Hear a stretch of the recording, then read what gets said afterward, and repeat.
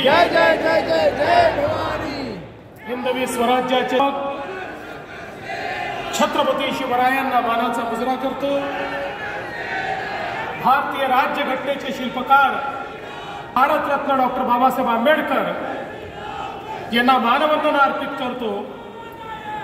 आणि आज भारतीय जनता पक्षाच्या महाराष्ट्राच्या अध्यक्षांच्या पदारोहण समारोहामध्ये मंचावर उपस्थित असलेले भाजपचे माजी राष्ट्रीय अध्यक्ष, केंद्रीय मंत्री आणि आपल्या सर्वांचे लाडके नेते आदरणीय नितीनजी गडकरी यांनी अतिशय सुंदर असा भारतरत्न डॉक्टर बाबासाहेब आंबेडकरांचा इतिहास आपल्या समोर मांडला। ते केंद्रीय मंत्री आणि या निर्वाचनाकरता निरीक्षक म्हणून या ठिकाणी आलेले आदरणीय किरणजी रिजिजू, माननीय राष्ट्रीय महामंत्री अरुण सिंगजी, राष्ट्रीय सहसंघटन मंत्री शिवप्रकाशजी, राष्ट्रीय महामंत्री आपल्याच महाराष्ट्राचे विनोद तावडेजी, आपले निवर्तमान अध्यक्ष चंद्रशेखर बावनकुळेजी, मुंबईचे अध्यक्ष आशिष शेलारजी, आपले नवनिर्वाचित अध्यक्ष रवींद्र चव्हाणजी, मंचावर उपस्थित सर्व मान्यवर, खरं म्हणजे आपला मंच फार शक्तिशाली मंच आहे। मंचावरील सर्व नेते आपापल्या परीनं अतिशय जबाबदार अशा प्रकारचे नेते आहेत। आपल्या मंचावर दोन माजी मुख्यमंत्री आहेत, राणेसाहेब आणि अशोकराव चव्हाण साहेब। आपल्या मंचावर छत्रपती शिवरायांचे दोन वंशज आहेत, उदयन महाराज आणि शिवेंद्र बाबा। केंद्रीय मंत्री आहेत, राज्यातले मंत्री आहेत, पदाधिकारी आहेत, आमदार आहेत। पण सगळ्यांचे नावं न घेता आपले माजी महाराष्ट्राचे नितीनजींचे 4 अध्यक्ष आहेत, त्यामुळे सर्वांची नावं न घेता सन्माननीय मंच आणि या ठिकाणी उपस्थित सर्व कार्यकर्ता भगिनी आणि बंधूंनो, आज आपल्या सर्वांकरता अतिशय आनंदाची गोष्ट आहे की आपलं संघटन पर्व पूर्ण करत आपण प्रदेश अध्यक्षांच्या निर्वाचनाची प्रक्रिया ही पूर्ण केली आणि आपल्यातलेच कार्यकर्ता म्हणून ज्यांना वर्षानुवर्ष आपण ओळखतो ते रवींद्र चव्हाण आज महाराष्ट्र भाजपचे अध्यक्ष झाले आहेत।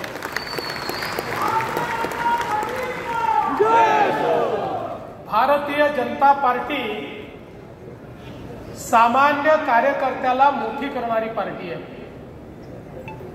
या ठिकाणी सगळ्या प्रदेश अध्यक्षांचे फोटो लागले आहेत।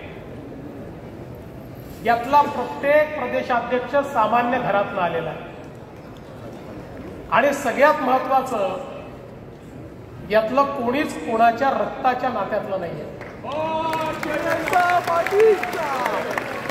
भारतीय जनता पक्षामध्ये आमचं नातं हे परिवाराचं नातं आहे, आमचं नातं आहे हिंदुत्वाचं नातं आहे, आमचं नातं आहे भारतीयत्वाचं नातं आहे. हे याकरता सांगतो की देशामध्ये 99% पक्षांमध्ये आपण जर बघितलं तर एकाच परिवारातले लोक अध्यक्ष होतात. त्या ठिकाणी रक्ताच्या नात्याशिवाय तुम्हाला पार्टीचं प्रमुख होता येत नाही. भारतीय जनता पार्टी अशी आहे की ज्याच्यामध्ये सामान्यातला सामान्य कार्यकर्ता हा देखील प्रदेशाचाही अध्यक्ष होऊ शकतो, देशाचाही अध्यक्ष होऊ शकतो आणि चहा विकणारा देशाचा प्रधानमंत्री देखील होऊ शकतो. रवींद्र चव्हाण एक सामान्य कार्यकर्ता म्हणून ज्यांनी काम सुरू केलं, युवा मोर्चाचा जिल्ह्याचा उपाध्यक्ष म्हणून काम सुरू केलं, नगरसेवक झाले, स्थायी समितीचे अध्यक्ष झाले, 4 वेळा आमदार झाले,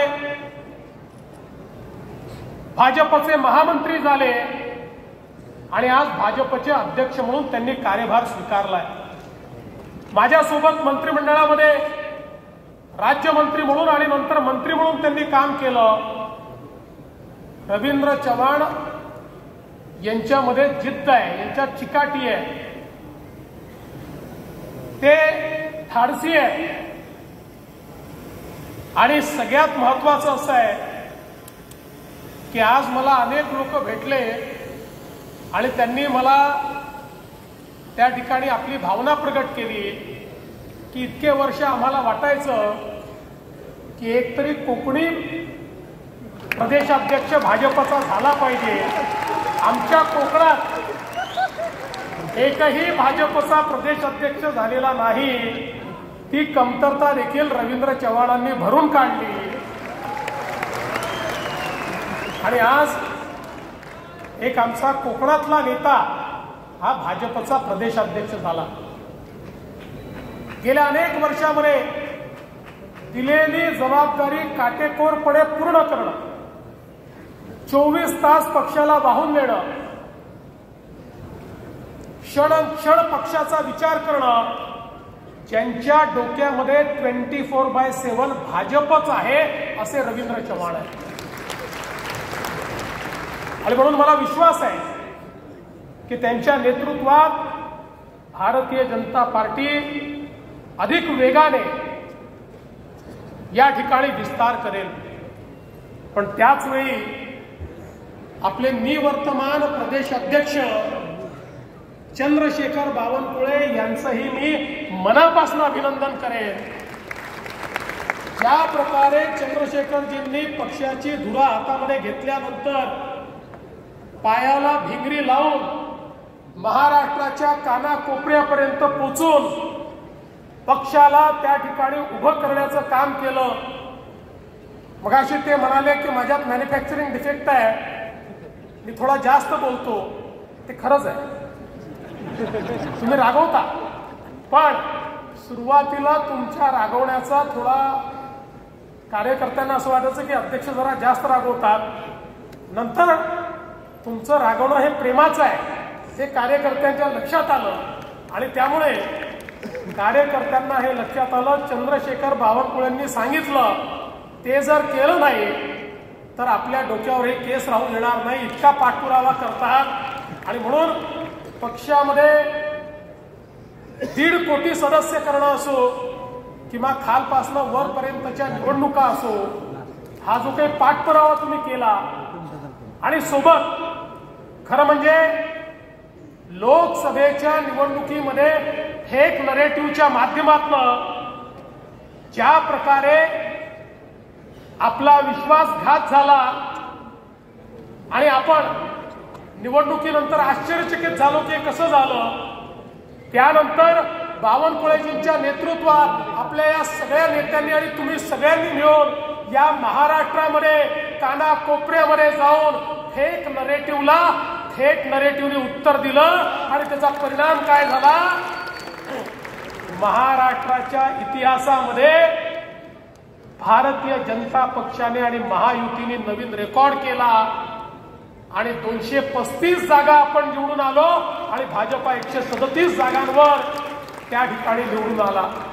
आणि म्हणून त्यांचेही मी अतिशय मनापासून या ठिकाणी आभार मानतो. त्या विचारांना समर्पित होऊन या देशामध्ये गेल्या 11 वर्षामध्ये माननीय मोदीजींनी ज्या प्रकारचं परिवर्तन आणलं, 25 कोटी गरिबांना गरिबीतनं बाहेर आणण्याचं काम, या भारताला जगातली सर्वात मोठी 4थी अर्थव्यवस्था बनवण्याचं काम, आणि या ठिकाणी या देशाकडे वाकडी नजर टाकली तर सिंदूरच्या माध्यमातून घुसून त्या ठिकाणी पाकिस्तानला नेस्तनाबूत करण्याची ताकद ही जी मोदीजींनी उभी केली, आपल्या सर्वांना अतिशय अभिमान आहे की आम्ही त्या पक्षाचे कार्यकर्ते आहोत ज्या पक्षाचं नेतृत्व माननीय नरेंद्र मोदीजी करतात.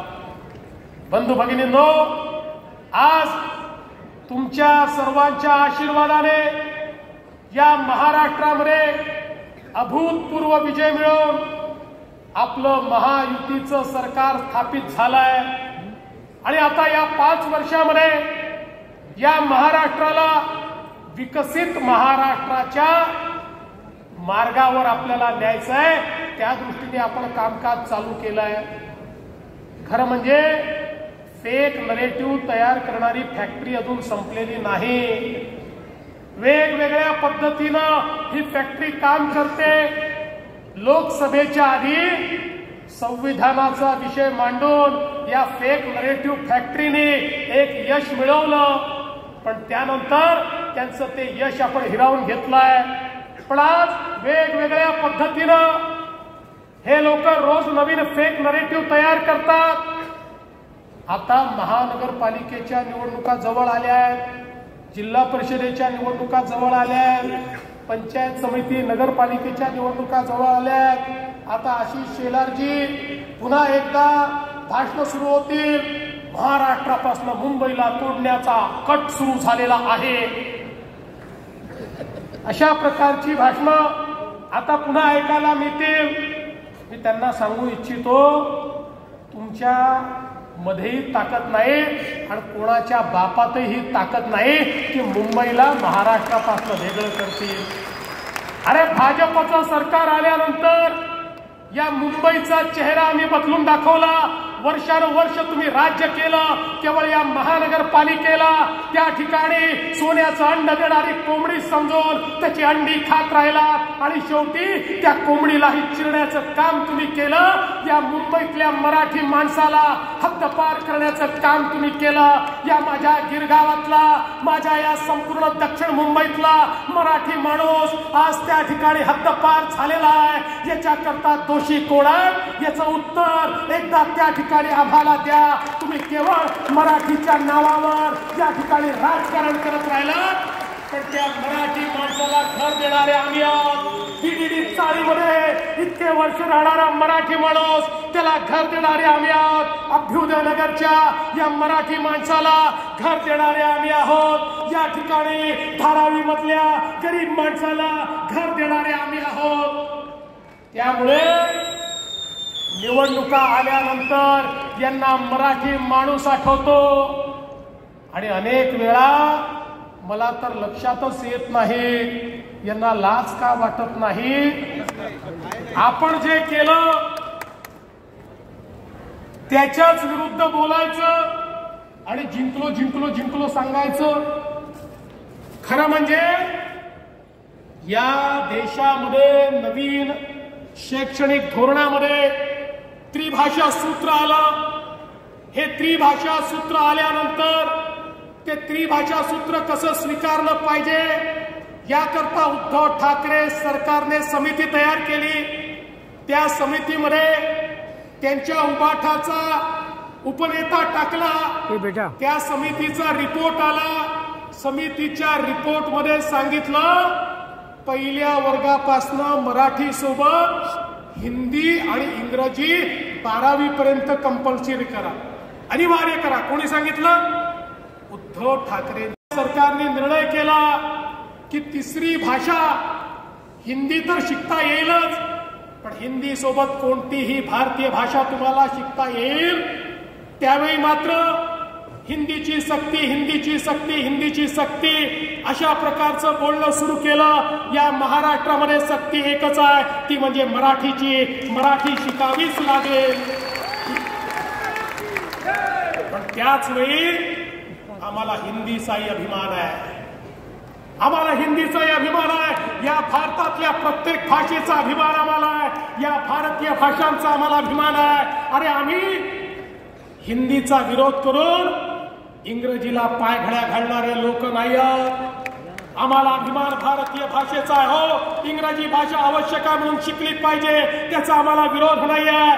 पण इंग्रजीला पायघड्या घालायच्या, बॉम्बे स्कॉटिश मध्ये शिकायचं, इंग्रजीला पायघड्या घालायच्या आणि या ठिकाणी खऱ्या अर्थानं भारतीय भाषांना विरोध करायचा, हा विरोध आम्ही सहन करणार नाही. या ठिकाणी समिती तयार केली आहे. कोणाच्याही दबावाला बळी न पडता महाराष्ट्राच्या विद्यार्थ्यांच्या हिताचं जे असेल तो निर्णय आम्ही घेऊ. मराठी माणसाचं हित आमच्या पुढे आहे. कोणाची युती झाली पाहिजे, कोणाची अयुती झाली पाहिजे याच्याकरता राजकारण करणारे आम्ही नाही. या महाराष्ट्राचं हित झालं पाहिजे याकरता राजकारण करणारे आम्ही आहोत. आणि म्हणून आज महाराष्ट्राच्या कानाकोपऱ्यापर्यंत माझा शेतकरी समृद्ध झाला पाहिजे. या महाराष्ट्रामध्ये राहणाऱ्या आमच्या युवांच्या हाताला काम मिळालं पाहिजे. या दृष्टीनं या महाराष्ट्रामध्ये 16 लाख कोटी रुपयाचे करार करून या ठिकाणी या महाराष्ट्राला पुन्हा पहिल्या क्रमांकावर आम्ही आणलं. आणि या देशामध्ये जो फॉरेन या ठिकाणी इन्व्हेस्टमेंट येते त्याच्यामध्ये पहिल्या क्रमांकावर महाराष्ट्र आला. इन्व्हेस्टमेंट मध्ये पहिल्या क्रमांकावर, स्टार्टअप मध्ये पहिल्या क्रमांकावर, मॅन्युफॅक्चरिंग मध्ये पहिल्या क्रमांकावर, एक्सपोर्ट मध्ये पहिल्या क्रमांकावर. या महाराष्ट्रातल्या युवांच्या हाताला आम्हाला काम द्यायचं आहे.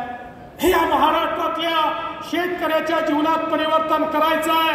नदी जोड प्रकल्पाच्या माध्यमातून आमच्या कोरडवाहूची शेती करणाऱ्या गरीब शेतकऱ्याला त्याच्या बांधापर्यंत पाणी आम्हाला पोचवायचं आहे. त्याच्या जीवनामध्ये परिवर्तन घडवायचं आहे. याकरता आम्ही सत्ता हातामध्ये घेतली आहे. विदर्भ असो, मराठवाडा असो, पश्चिम महाराष्ट्र असो की उत्तर महाराष्ट्र, या सगळ्या भागातला जो दुष्काळ आहे या दुष्काळाला भूतकाळ करण्याकरता मोदीजींच्या नेतृत्वामध्ये आम्ही मैदानामध्ये उतरलेलो आहोत आणि हे करून दाखवू. कारण 2014 नंतर जे जे आम्ही बोललो ते आम्ही करून दाखवलेलं आहे. हे महाराष्ट्राच्या जनतेने पाहिलेलं आहे. आम्ही बोल बच्चन भैरवी नाही आहोत. आम्ही बोल बच्चन देणारे लोक नाही आहोत. भाषण मोठे मोठे करायचे आणि कर्तृत्व शून्य अशा प्रकारचं काम नाही आहे. अरे पब्लिक है, ये सब जानती है. या पब्लिकला माहिती आहे या महाराष्ट्रामध्ये काम करणारे कोण आहेत. आणि म्हणून मी या निमित्ताने एवढंच सांगतो, महायुतीचे 3ही पक्ष आम्ही एकत्रितपणे नवीन महाराष्ट्र घडवायला निघालेलो आहे. मोदीजींना या ठिकाणी आम्ही निश्चितपणे सांगू इच्छितो, मोदीजी तुमचं जे स्वप्न आहे विकसित भारत तयार करण्याचं, त्या विकसित भारतासोबत विकसित महाराष्ट्र देखील आम्ही घडवून दाखवू. आणि तुमचं स्वप्न पूर्ण करण्याकरता रात्र आणि दिवस या ठिकाणी झटून आम्ही महाराष्ट्राला देशातलं सर्वोत्तम राज्य केल्याशिवाय थांबणार नाही. एवढंच या निमित्ताने बोलतो. पुन्हा एकदा आपले नवनिर्वाचित अध्यक्ष रवींद्र चव्हाण यांना मनापासून शुभेच्छा देतो. रवीजी तुम्ही पुढे व्हा. आम्ही सगळे तुमच्या खांद्याला खांदा लावून या ठिकाणी महाराष्ट्रामध्ये पुन्हा एकदा महाराष्ट्राला विजयाकडे घेऊन जाऊ. एवढंच बोलतो आणि माझं बोलणं संपवतो. धन्यवाद. जय हिंद, जय महाराष्ट्र. धन्यवाद देवेंद्र.